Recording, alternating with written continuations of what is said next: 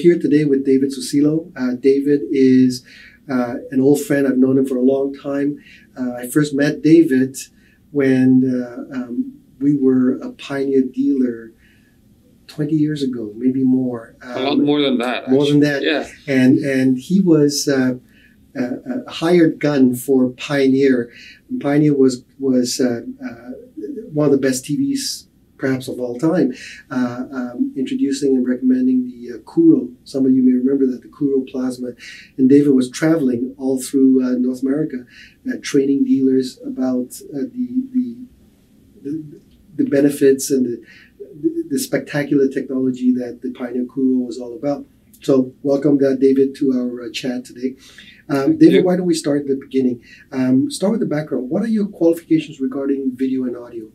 It started as a hobby originally. My grandfather let me play with his projector, 16 mil projector, 8 mil Super 8 projector, and then it turns into a deeper hobby. So I got myself certified with THX and ISF about 25 years ago. Wow. And about 21 years ago, I turned that hobby into work. So now I live in the audio video world for the last 21 years, doing audio video calibration, obviously, but I also spread to audio video, home theater design, commercial design, both cinema and commercial space. For example, Orange Theory Fitness. I think about 30% of the Orange Theory Fitness in all Canada, they were designed by me. Mm. Okay. So you're both THX and ISF certified. That is correct. I understand that's very rare. A lot of people are ISF certified, either ISF or THX, but very few are actually both. That is correct. Is there a distinction between the two? They are both trying to get into the same level of perfection, but using two separate approaches. And I find that sometimes the THX approach is better for certain application, and sometimes the ISF approach is better. It's just how to get there. Give me an example. In what areas or in what circumstances would ISF perhaps be better than THX? ISF don't only deal with the numbers when it goes to calibration, but it goes also with the end user preference. So we use the calibrated mode that we created as a starting point to obtain what the customer really wanted. Whereas with THX, that is the end game. I see. So THX basically sets the standard, and that's it. Whether you like it or not, that's it. You leave the house. Okay, I understand. Can you talk about any of your high-profile clients? I know you've done work for some big corporations and things like that. Are there any that you are allowed to mention, or are they typically not? Well, if you've been to, I cannot mention anything in specifics, but if you've been to Disney World, if you've been to Georgia Aquarium, you've seen my work. Okay, great.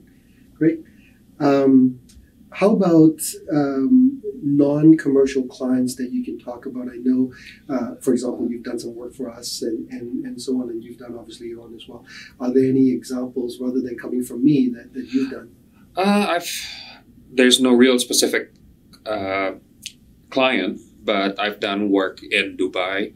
I've done work in Gurgaon, also in India.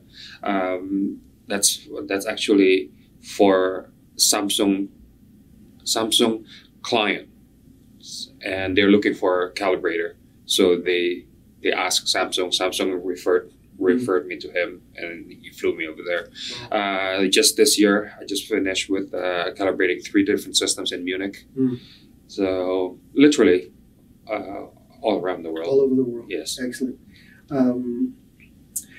Is without mentioning any names, is there a system that, after all the ones that you've done, is there one or two that you are particularly proud of because of the overall end result? The one in Dubai. Yeah. 48 seats, all D-box with Barco projector. Not Barco residential, it's actual Barco commercial.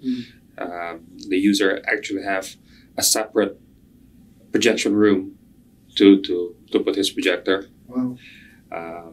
Just like in the cinema. It's cinema. Yeah. It's an actual mini cinema. And the end result was everything you thought it would be? Yes.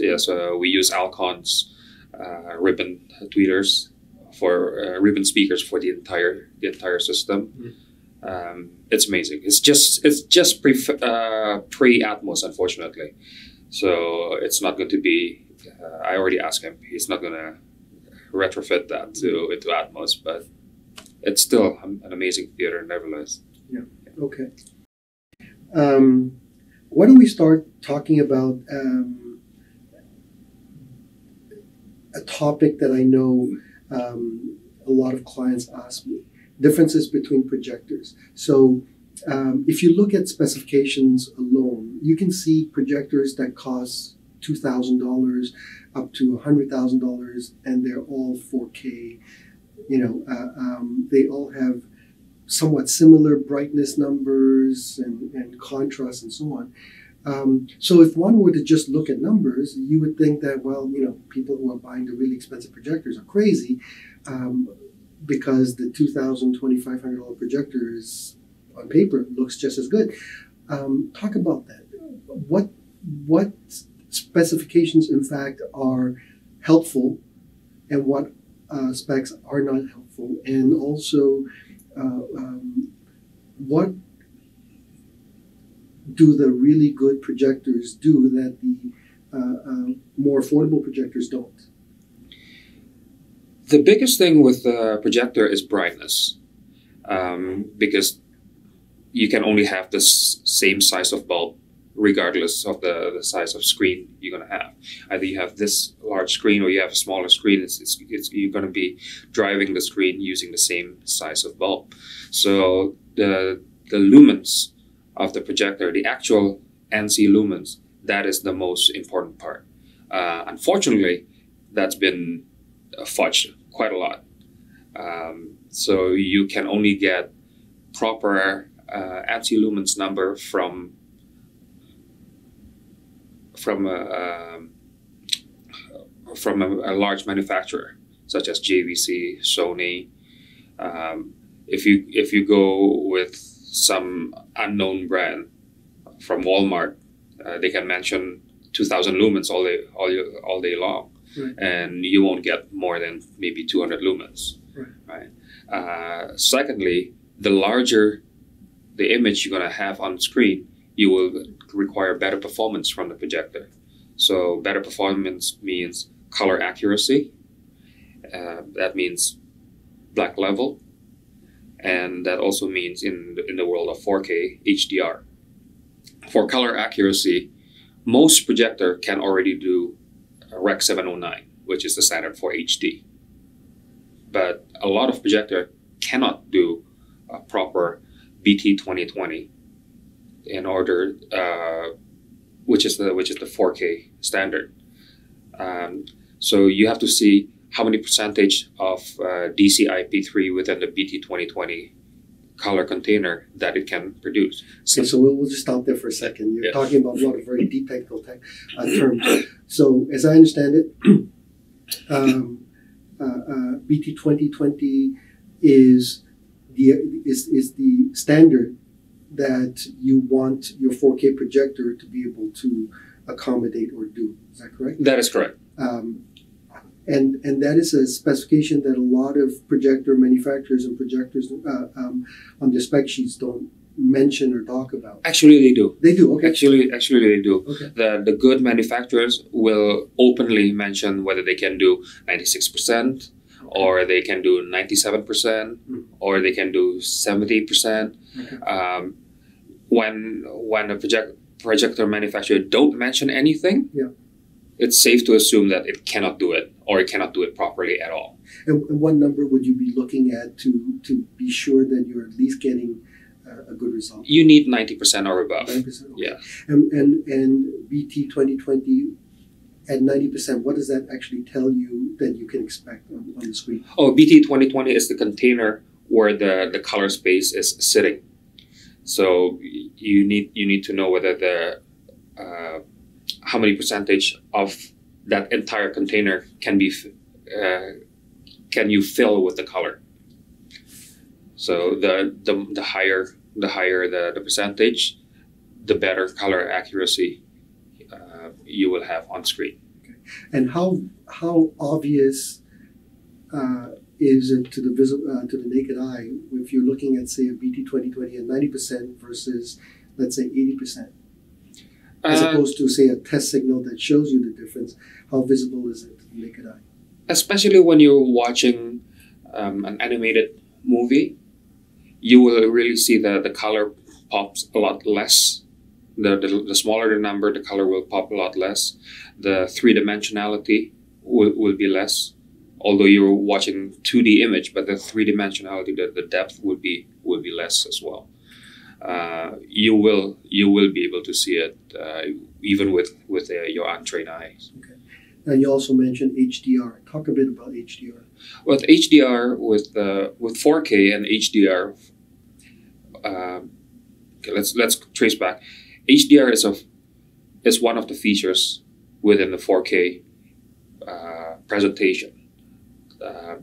It's the dynamic. What does HDR stand for? HDR is high dynamic range. Dynamic range is the lowest, the range between the lowest and the brightest part of a given scene, right? So or contrast ratio. Now the higher the contrast ratio, the better the dynamic range is going to be, and high dynamic range means it's just higher than regular HD. Now, unfortunately, a lot of projectors cannot do that. In order for the projector to do that, it requires to be bright. It goes back to the requirement number 1, and then goes back to the other requirement, which is the black level. The blacker the projector can produce, the better the picture quality. The better the high dynamic range is going to be.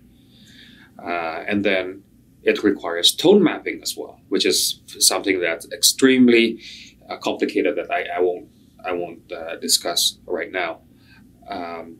And currently, there are only a couple of projector manufacturers that can do high dynamic range, but the only manufacturer for the time being in 2019 that can do high dynamic range tone mapping properly is only with JVC. Okay, well, we'll get to JVC in a moment.